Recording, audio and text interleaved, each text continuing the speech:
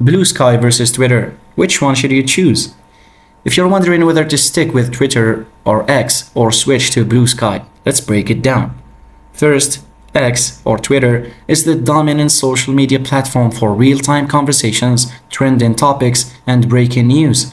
Since Elon Musk's takeover, Twitter has made big changes, like limiting free access to key features and pushing more paid subscriptions. It still has the biggest audience, but content moderation and algorithm changes have sparked debate.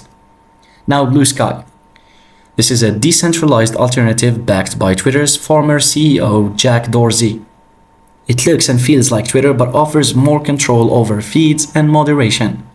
Bluesky is currently invite only, meaning it has fewer users but less spam and bot activity compared to Twitter. So which one should you choose?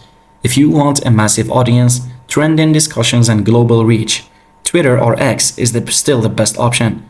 But if you're looking for a more private, controlled and ad-free experience, Bluesky might be worth checking out.